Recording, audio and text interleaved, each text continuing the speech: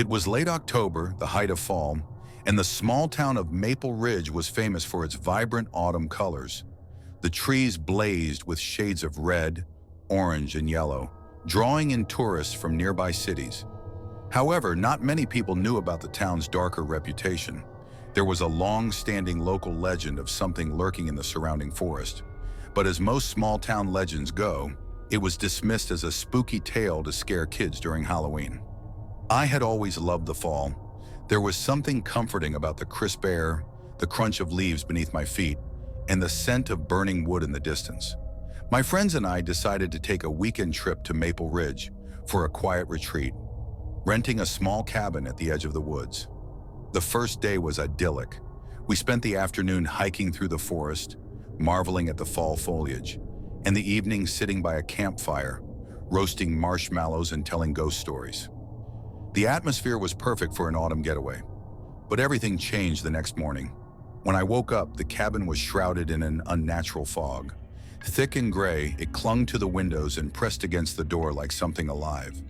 The air felt wrong, oppressive, almost suffocating. My friends who had gone out for an early morning walk were nowhere to be found. At first, I wasn't too worried. They were probably just lost in the fog. I bundled up and stepped outside, calling their names into the heavy silence. The woods were eerily quiet. No birds, no wind, nothing but the dull crunch of leaves under my feet and the thick fog that surrounded me. My voice felt swallowed up by it. As I ventured deeper into the woods, the fog seemed to grow thicker. I felt disoriented, no longer sure of where I was. The trees looked different, almost twisted, their once beautiful branches now resembling gnarled skeletal hands.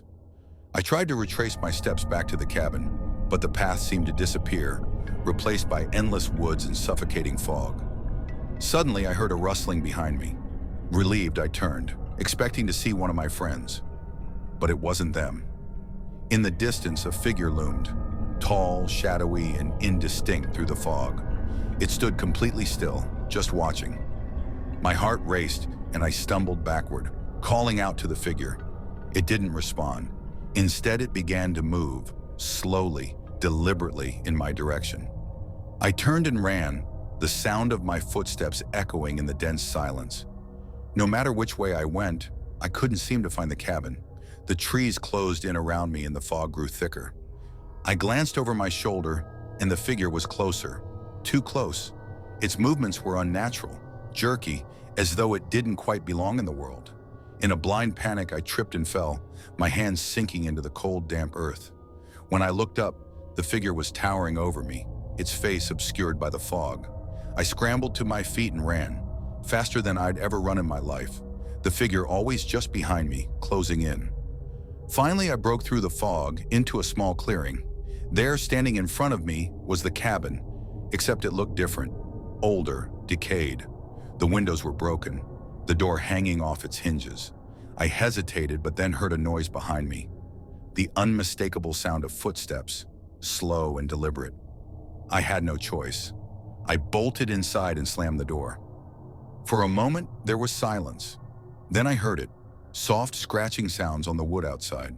Whatever it was still out there, waiting. I never saw my friends again. The town of Maple Ridge later reported them as missing, along with dozens of others over the years. No one could explain the disappearances, but those who lived near the woods would tell you that it wasn't safe to venture into the forest during the fall, especially when the fog rolled in. Because once you entered, you were never really alone.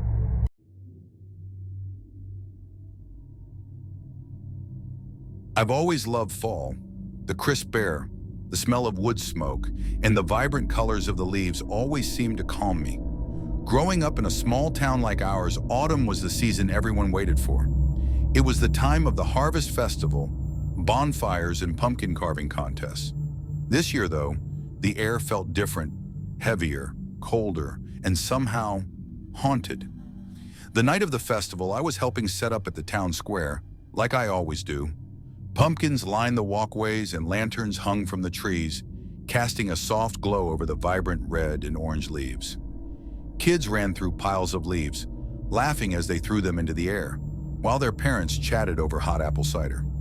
It felt like a picture-perfect autumn evening. But as the sun dipped below the horizon, that familiar warmth seemed to vanish, replaced by a chill that crawled up my spine. The wind picked up, rattling the lanterns and sending a few stray leaves swirling in front of me.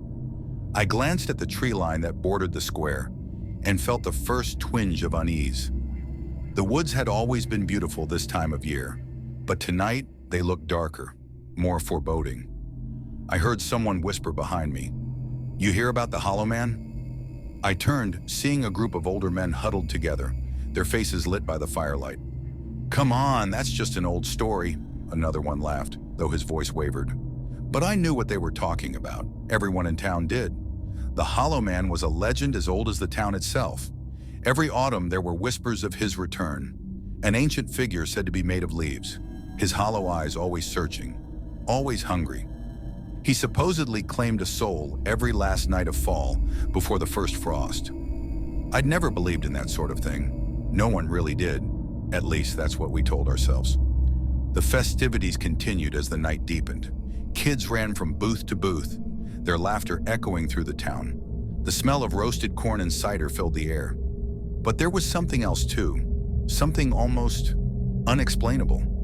The wind had picked up, colder now, and it seemed to carry whispers. No one else seemed to notice at first, but I did. It started when the first bonfire went out. A gust of wind snuffed it out in an instant, leaving behind smoldering embers. Then the second fire went out, followed by the third. I glanced around, hoping someone would laugh, maybe say it was just a prank, but the festival goers were quiet now, staring at the fires as if expecting something to happen. I wasn't sure why, but my heart began to race. That's when I saw her, Lena, one of the local kids standing near the edge of the forest. She was alone, staring into the trees, her small face lit up by the dying light of the lanterns. I called her name, but she didn't move. Then as I started walking toward her, she stepped into the trees and disappeared. "Lena!" I called, louder now, hoping her parents were nearby. But no one seemed to hear me. Panic surged through me. I ran to the spot where she had stood moments before, but when I reached the edge of the woods, all I saw was darkness. Deep, impenetrable darkness. The wind whipped around me, colder than ever, and that's when I heard it, the faintest rustling.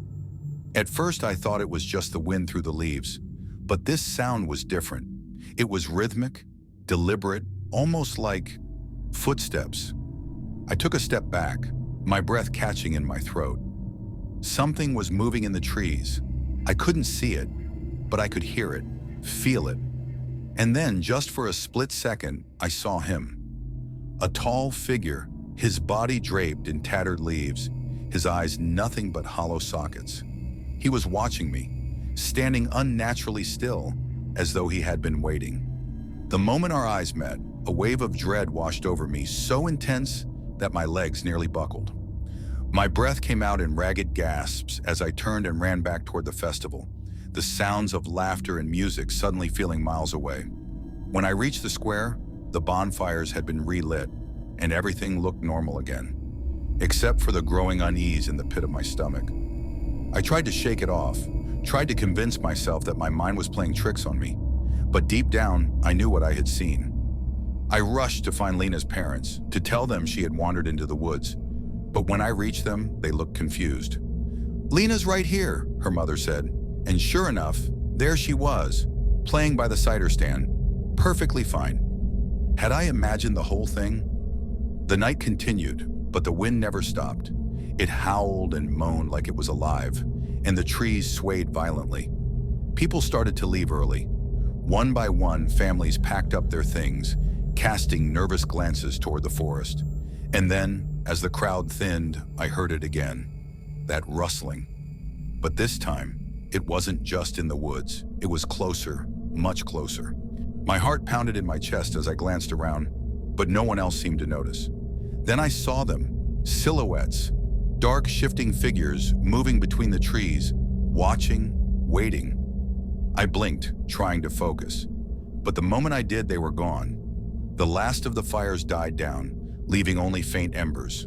The wind whipped around me, colder than ever. And then a voice, barely more than a whisper. "He's coming." The festival ended early that night. People left in a hurry, whispering about the strange cold, the wind, the extinguished fires. I didn't say a word about what I'd seen. Who would believe me? But I know what's out there. I've seen him, and I know he's waiting. Every night since, the wind has grown stronger, the rustling louder. The leaves are falling faster now, swirling through the air in chaotic patterns, like they're alive. And somewhere, hidden among them, is the Hollow Man, waiting for his moment. Autumn is almost over, and the first frost is coming soon. But before it does, I have a feeling something, or someone, won't be here to see it.